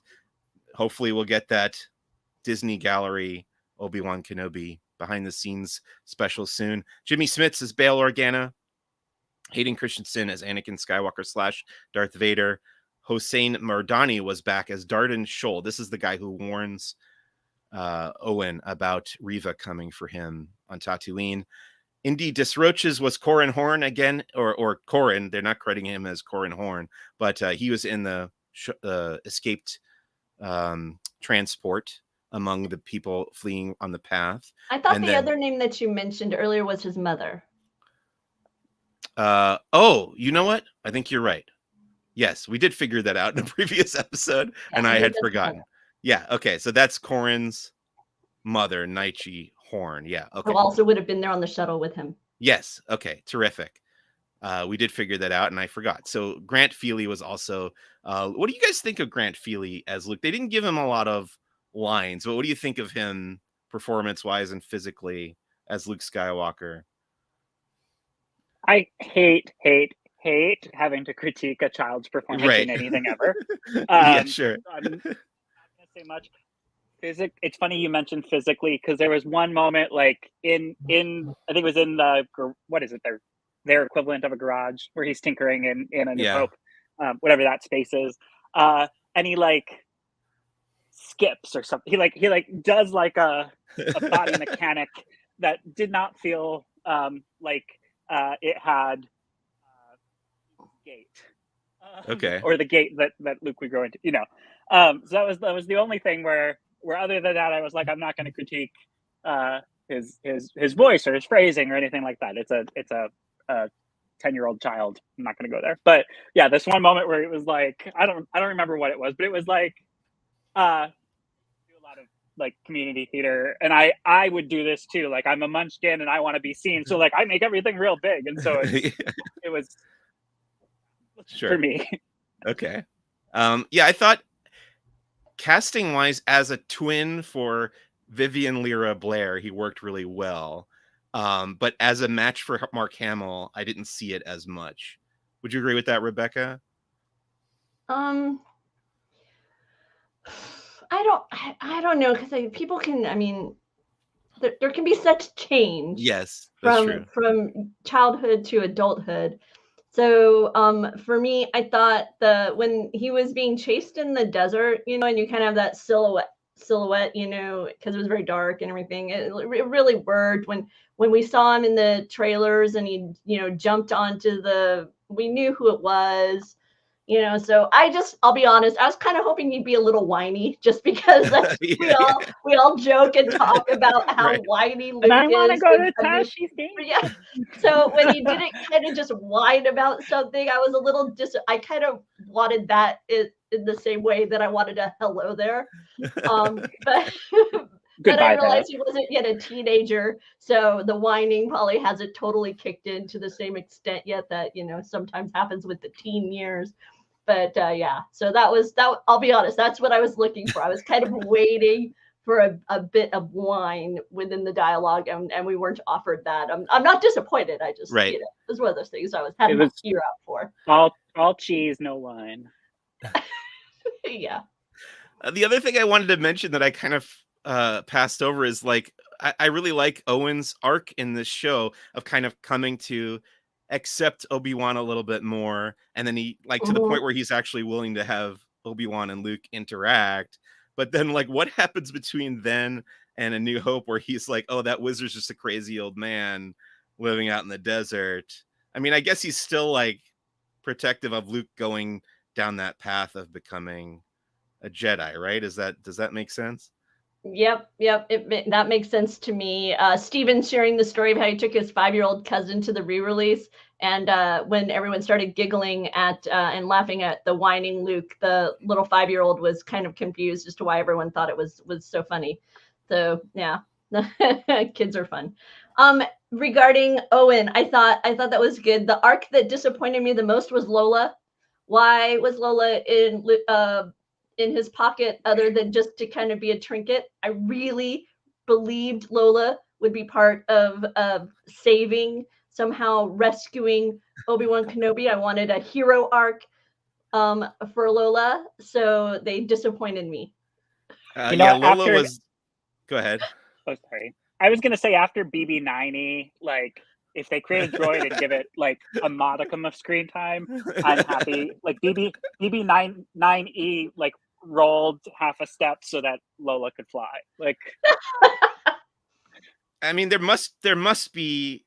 It's kind of inarguable, right, that there's this edict at Disney that every project has to have a marketable, toy-friendly, cute character, right? Is there a name for? Does Disney have a name for that stock character? I've heard the phrase "toyetic" used before. Toyetic. Okay. Okay. Where they're, and it's funny if you talk to creators, like, for example, who was the most recent Disney princess character? Before Anna and Elsa, Tiana. Tiana's dress is green, and she only wears that dress for a second in the film, and it's in there for that 1 second because we've got a yellow, we've got a pink, we've got a blue. They were like going down the colors. We don't have a princess in a green dress. Obviously, they put Ariel in one for the parks, but it was like, what can this princess's color be? It's green. Like, you can't really explore any other colors. We need the green one now. And it was, it's that thing, like, we need for the toys, this is what we require of you as creators. So yeah, it happens. They don't like to talk about it, but I've heard the term toyetic used as like in meetings. They'll be like, can we make this more toyetic? Can we, like, how can we sell this? Yeah, so Lightyear needs to have Socks the cat, and Obi-Wan needs to have Lola, but Lola. you guys both want one, so it worked. I right? like Lola more than what is it? What's the name of the one that Dio? I like Lola more than Oh. Dio. Dio I didn't love- connect.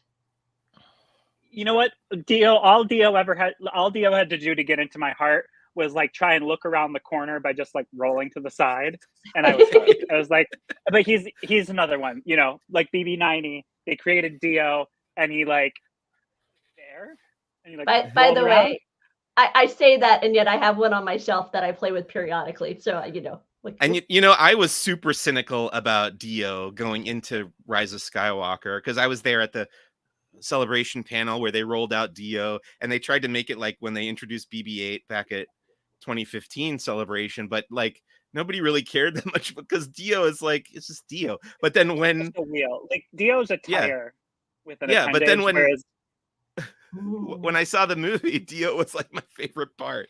I actually really enjoyed Dio. It's so stinking cute when he just leans over and he's like, Nick says, I think Leia choosing to slip Lola in his pocket is what pushes him from being willing to die, as he whispers to Qui-Gon, to fighting to live in that rock pile. Oh, yeah, you know, I love that moment where he's in the little shuttle and he lands on that planet and he finds Lola there. That's a really nice moment too. That's a good observation, Nick. I just want her to be a she's hero. essential to the story, and I need to have her. Lola lives. Lastly, in the guest Lola cast, 59 lives. right? We had Ian McDiarmid. Sorry, my voice is going. Ian McDiarmid as Emperor Palpatine, Liam Neeson as Qui-Gon Jinn. We've already talked about them. Is there anything else? What's that, Alex? Uncredited. Uncredited Liam Neeson. Yes. Is there anything else that we want to mention about Part 6 of Obi-Wan Kenobi before my voice goes? One thing, as a person whose favorite character is Palpatine, eyes in that shot, in that scene.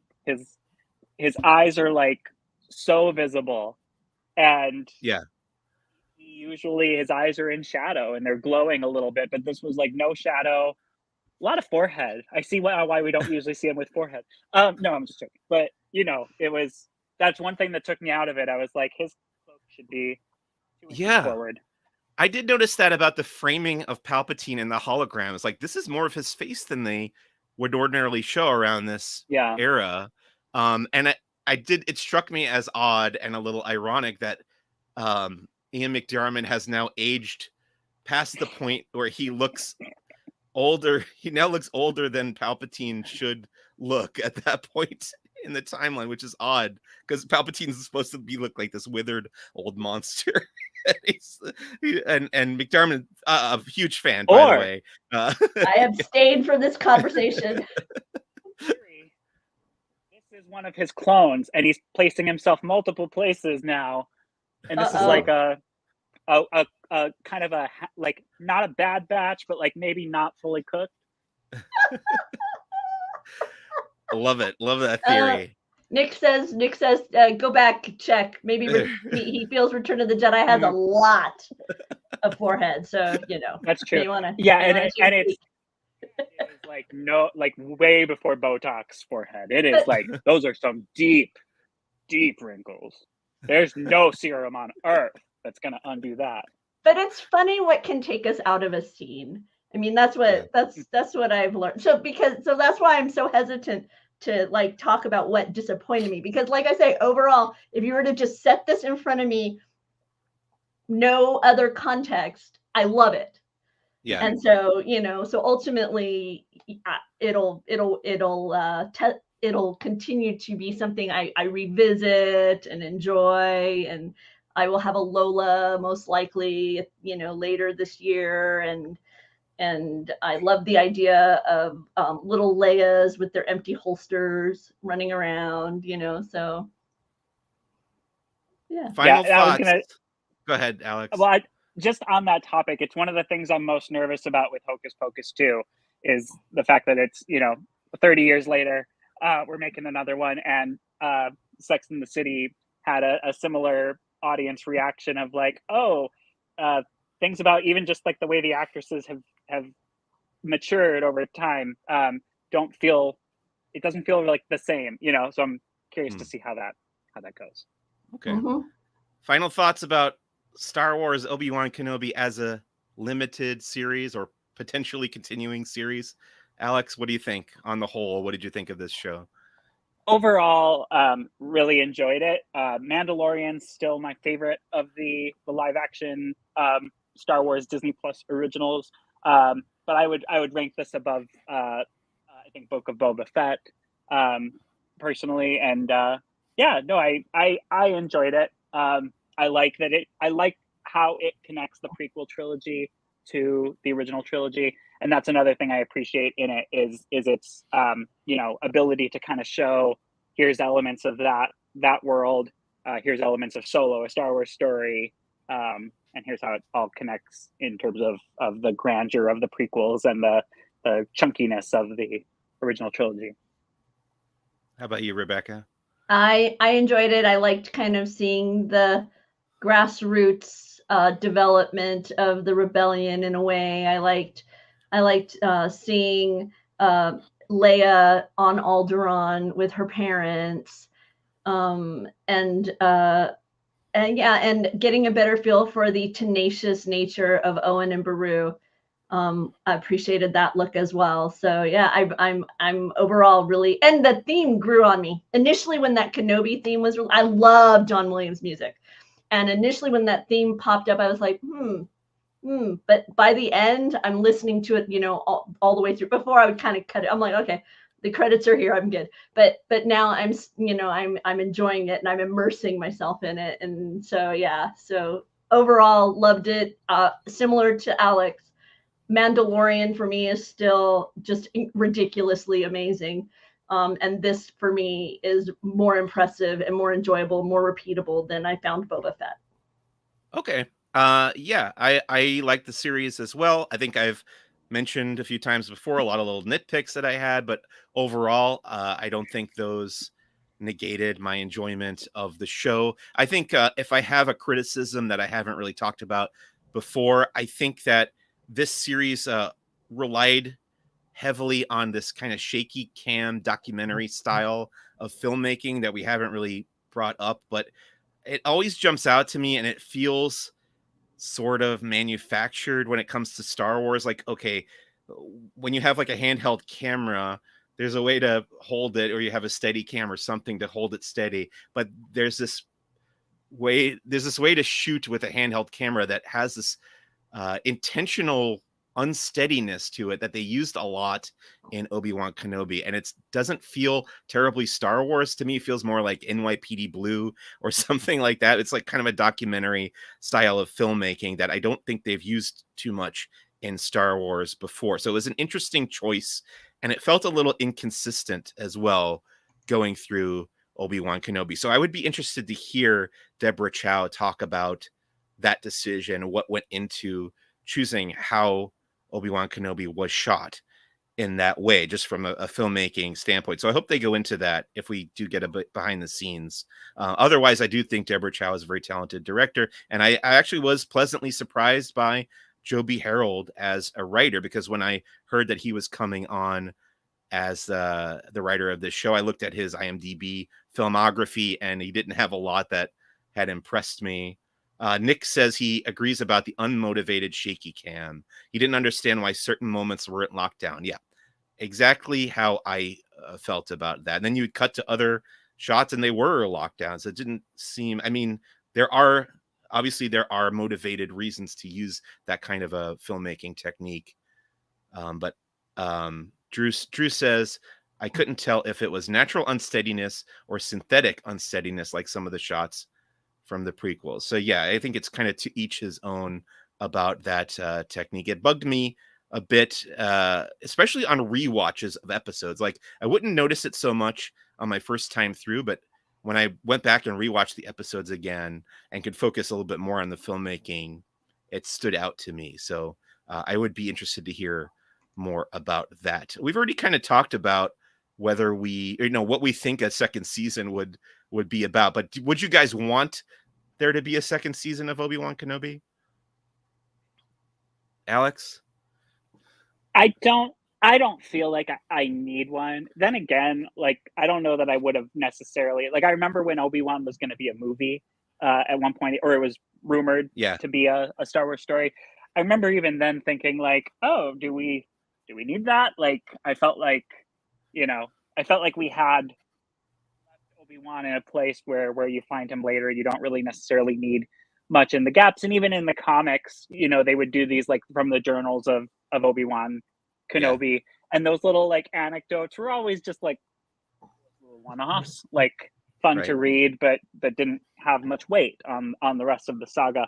So I don't feel like there's much more they could do with him that would deepen your appreciation of the story that's yet to come and the story that came before. Then again, I'm not a Lucasfilm storyteller, and they come up with things that in concept or on paper I'm like, huh, and then it comes out and I'm like, okay, that's great, I want more. What about you, Rebecca? Do you think they should do more or leave it be? I would love to see more Ian McGregor Yeah. Kenobi. I enjoy it immensely. I enjoy him being on screen. I enjoy just Kenobi in general as a character. I don't need more Vader and Kenobi on the screen at the same time. Yeah. I wouldn't mind if they were offering me a time frame where I get more Hayden Christensen Vader and I get more Kenobi, McGregor Kenobi, but separate. One is off in the other realms of Star Wars doing their evil deeds, and this one's over here in Tatooine world, preparing himself for what happens with the New Hope. I wouldn't mind that. I don't need more Luke, honestly. For me, I don't need more Luke. I wouldn't mind more Leia, but I don't need it. But I do really enjoy Ian McGregor on screen. There's something about that Kenobi character that I look forward. I was really looking forward to seeing that character on screen more, for sure. I wonder if we'll get to the point where there's enough characters. Obviously, there's enough characters already, but I mean enough current actors playing all these individual characters that you could have a series, kind of an anthology series almost on Disney Plus, just called Star Wars, and just each episode could focus on a different character, or you could just check in here and there. Oh, this, we're going to check in on what's Obi-Wan up to at this point. What's Darth Vader? What's happening over here with Darth Vader? Or Boba Fett, stuff like that. You don't have to commit to an entire season about being about one character. I think that would be kind of interesting, a different way to approach it. Let's see. Nick said, if Boba can snort a lizard, Ben can go on a Yoda-style Will's journey. Yeah, kind of like a vision quest. I like that idea for Obi-Wan now that he's getting back into his connection with the Force. And Stephen Wood also is enjoying Ian McGregor, and so as long as he's involved and it's limited, would be great to see more McGregor on screen. So he's definitely one of the strongest elements to me about Obi-Wan Kenobi as a series. Really enjoy his performance for sure. And my wife and I were talking about kind of comparing this to Moon Knight, the Marvel Studios series, and saying about how the lead, this series coasts by on the strength of its lead. Both, Oscar Isaac and Ewan McGregor are both so enjoyable to watch and talented as actors. So that's Star Wars Obi-Wan Kenobi. We don't know the status of if this will ever continue, but we'll keep an open mind and ear to find out more if any news comes out. Let's wrap up this episode of Who's the Bossk with our segment called First Steps into a Larger World. This is where we talk about the media that we are consuming and or enjoying outside of Star Wars. My example this week is a documentary series that I've discovered on HBO Max. I had seen it pop up on my recommendations and I never clicked on it, but then I saw somebody recommended it on Twitter. If you're a fan of Nathan Fielder, who's a comedian that I really like, who did a show called Nathan For You, and he's got another show called Rehearsal coming up on HBO. But I saw somebody say, if you're impatient and waiting for this show Rehearsal, you should check out this show called How To with John Wilson, which is a docuseries about this guy. He's kind of this eccentric filmmaker living in New York City, and he just goes around with his camera and takes his camera everywhere with him and shoots every little interesting thing that he sees. And he cuts all this footage into episodes about different topics. And he'll also interview people who have something to do with these topics. And then they're also kind of like stream of consciousness stories where he like follows where these paths lead him. So he does an episode about memory, and that leads him to this guy who knows a lot about the Mandela effect. You guys heard about the Mandela effect? So it becomes like a whole episode about the Mandela effect, which I thought was super interesting. It's really, really funny.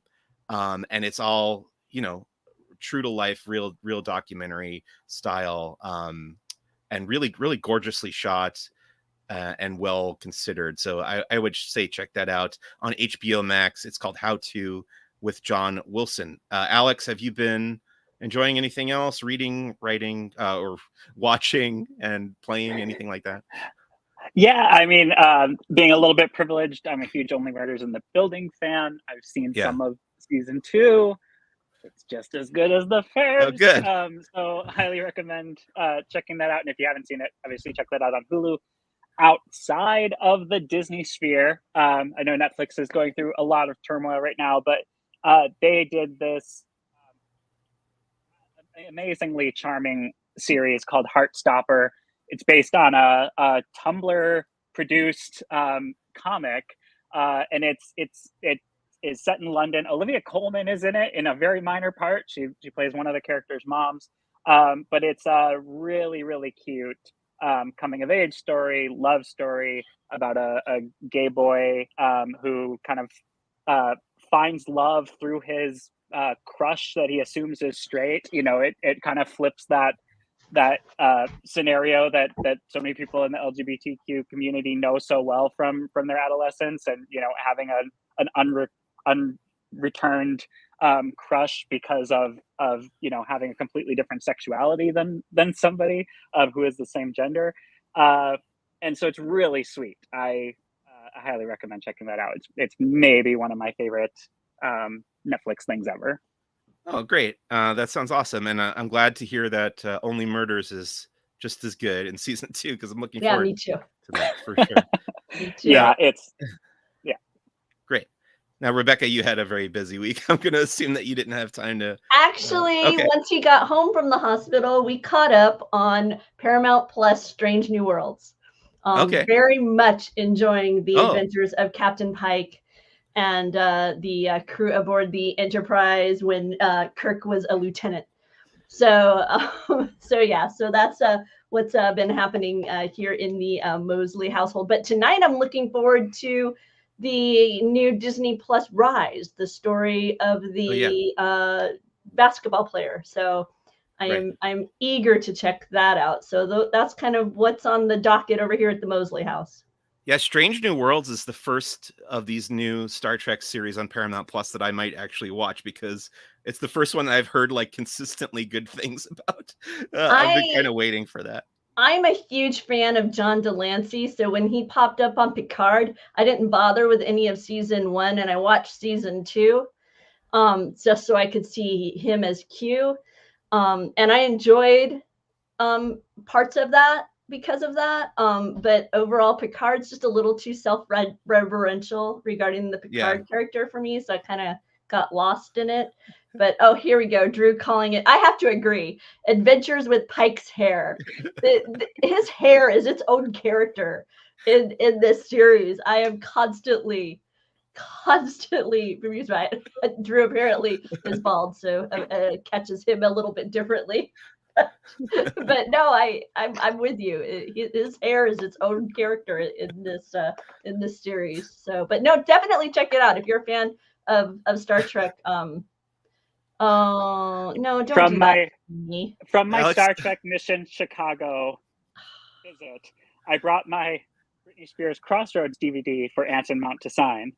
I believe I'm the only one to do this to him, and I apologized. I was like, "This is what I know you from best," and I know. What was his response to that?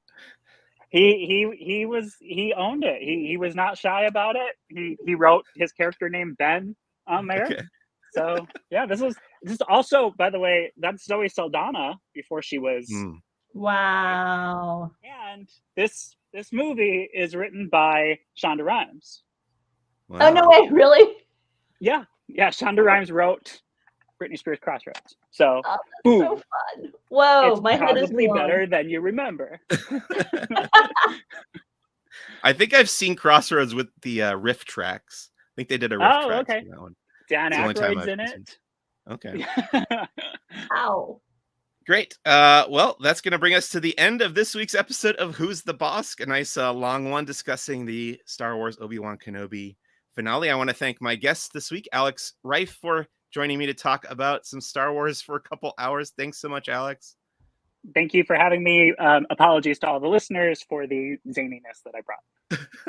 No problem. And thank you to Rebecca Mosley for helping out behind the scenes on the tech and also contributing quite a bit to the discussion of the episode. Thanks, Rebecca. Always look I feel forward like to talking Star Wars.